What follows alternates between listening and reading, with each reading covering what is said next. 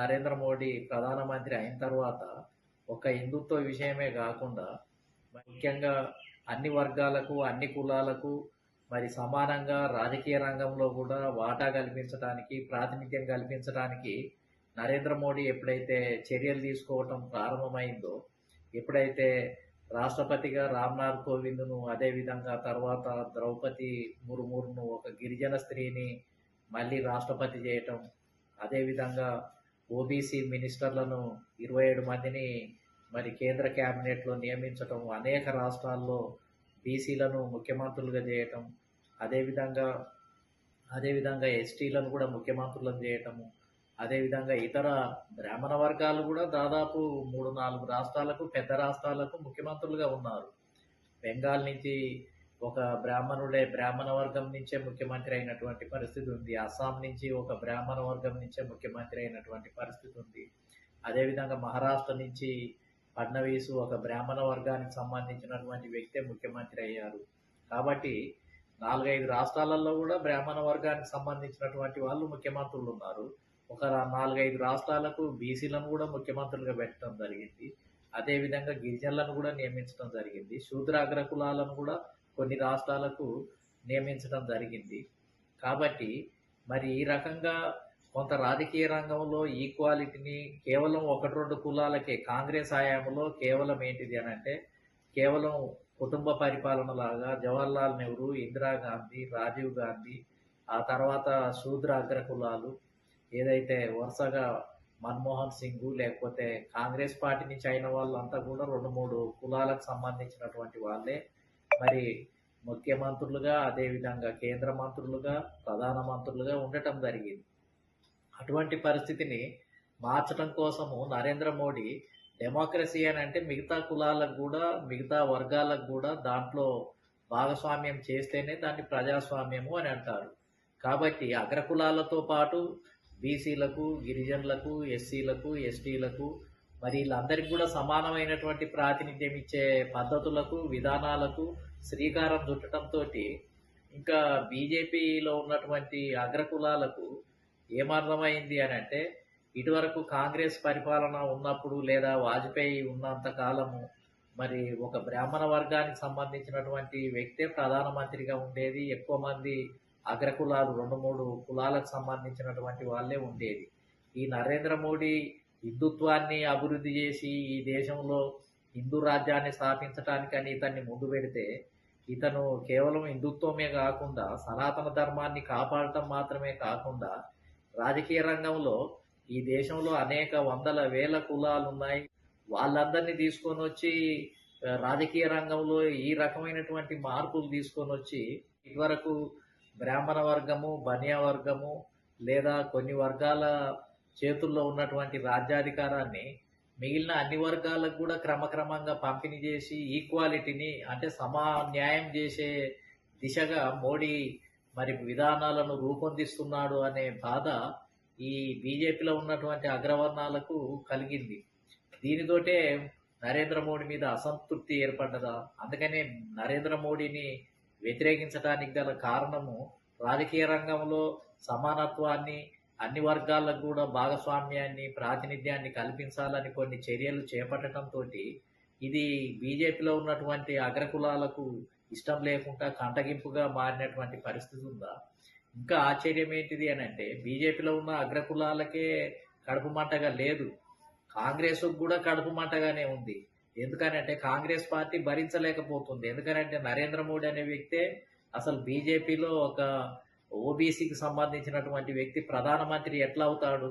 ఈయన ప్రధానమంత్రి అయిన తర్వాత మళ్ళీ మొత్తం రాజకీయ రంగంలో అనేక రాష్ట్రాలకు బీసీలను ఎట్లా ముఖ్యమంత్రులను చేస్తాడు, కేంద్రంలో 27 మంది క్యాబినెట్ మినిస్టర్లను ఏ విధంగా చేస్తాడు, మిగతా అన్ని కులాలకు ఎట్లా ప్రాతినిధ్యాన్ని పెంచుకుంటూ పోతున్నాడు.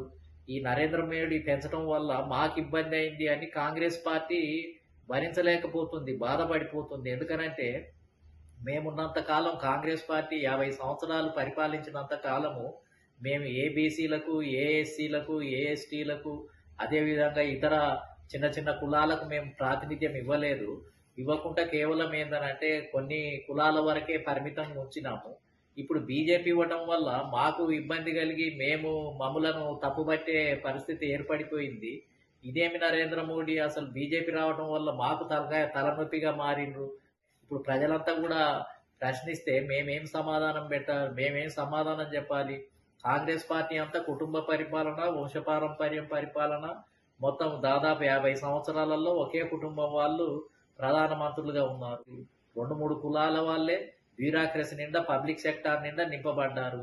బీజేపీ పేరుతోటి మోడీ అందులో ప్రవేశించి మొత్తం రాజకీయ రంగంలో అన్ని వర్గాలకు కూడా ప్రాతినిధ్యం ఇవ్వటం మొదలు పెడితే రేపు మేము కూడా ఆ విధంగానే ఇవ్వాల్సిన పరిస్థితి ఉత్పన్నం అవుతుంది అని చెప్పి కాంగ్రెస్ పార్టీ ఇంకా మొత్తం అగ్గి మీద గుగ్గిలంగా మారిపోయి దీనికి ఇంకా మోడీ దిగిపోవాల్సిందే.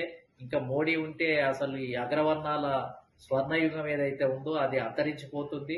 ఇంకా అన్ని వర్గాలను కూడా అదే విధంగా ఇటువరకు దూరంగా ఉంచబడినటువంటి వాళ్ళందరినీ తీసుకొని వచ్చి మరి వీళ్ళందరినీ పాలకులుగా చేస్తున్నటువంటి పరిస్థితి ఉంది. కాబట్టి ఇది కరెక్ట్ కాదు అని కాంగ్రెస్ పార్టీలో ఉన్నటువంటి వాళ్ళు భరించలేనటువంటి పరిస్థితి ఉంది. అంటే ఇటు బీజేపీలో ఉన్న అగ్రవర్ణాలు, ఇటు కాంగ్రెస్ పార్టీలో ఉన్నటువంటి అగ్రవర్ణాలు కూడా భరించలేకపోతున్నారు. అదేవిధంగా కమ్యూనిస్టులు పరిపాలించినంత కాలం కూడా బెంగాల్లో మరి అగ్రవర్ణాలే ముఖ్యమంత్రులు అయ్యారు. కేరళలో కూడా మొదటి ముఖ్యమంత్రి ఈఎంఎస్ నంబూదిరిపాదే అయ్యాడు.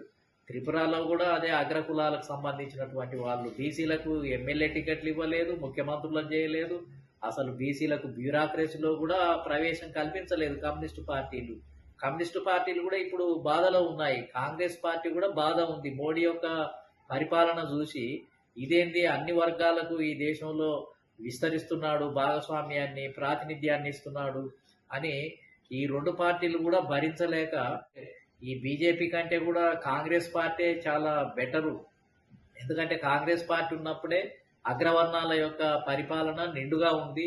మిగతా వాళ్ళని కేవలం ఓటు బ్యాంకుగా, జెండాలు మోసేవాళ్ళుగా, బహిరంగ సభలకు ఉపయోగించే వాళ్ళలాగా, మరి ముఖ్యమంత్రుల కాకుండా క్యాబినెట్ మినిస్టర్లను ఇవ్వకుండా ఏదో ఇస్తే 1-2 గాని ఎంత మొత్తంలో ఎన్నడూ ఇవ్వలేదు. బీజేపీ పక్కదారులు పట్టిపోయింది. మోడీ వచ్చినాక బీజేపీ అసలు వైఖరే మారిపోయింది. కాబట్టి ఇప్పుడు మరి గతంలో ఉన్నటువంటి కొన్ని కులాల యొక్క వైభవాన్ని, కొన్ని కులాల యొక్క స్వర్ణయుగాన్ని మళ్ళీ పునరుద్ధరించాలి అని అంటే ఇంకా కాంగ్రెస్ పార్టీని సమర్థించాలి. కాంగ్రెస్ పార్టీని మళ్ళీ తిరిగి అధికారంలోకి తీసుకొని రావాలి. అందుకనే కాంగ్రెస్ పార్టీనే మాకు సరైనటువంటి పార్టీ, మా అగ్రకులాల ఆధిపత్యాన్ని సక్రమంగా కాపాడే పార్టీ కాంగ్రెస్ పార్టీనే.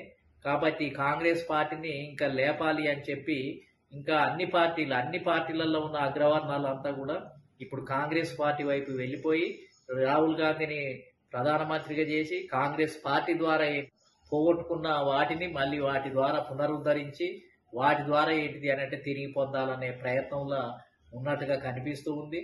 కానీ వారు ఈ దేశంలో చాలా వర్గాలు, కులాలు ఉన్నాయి. వాళ్ళు కూడా ఈ దేశంలో అభివృద్ధి ఫలాలు, రాజకీయ ఫలాలు, అదేవిధంగా రాజ్యాధికార ఫలాలు మరి అన్ని వర్గాలకు కూడా ఏదో ఒక సమయంలో ఇవ్వాలి అనేది మరి నరేంద్ర మోడీ ఆలోచించినట్టుగా ఉంది. ఇటువరకు అగ్రకులాలు ఎట్లాగో చాలా సంవత్సరాలు బ్రాహ్మణ వర్గం నుంచి, అదేవిధంగా లాల్ బహదూర్ శాస్త్రి కాయస్థ వర్గం నుంచి, అదేవిధంగా శూద్ర అగ్రకులాలు కాంగ్రెస్ పార్టీ ద్వారా ఎక్కువ సార్లు ప్రధానమంత్రులు అయ్యారు.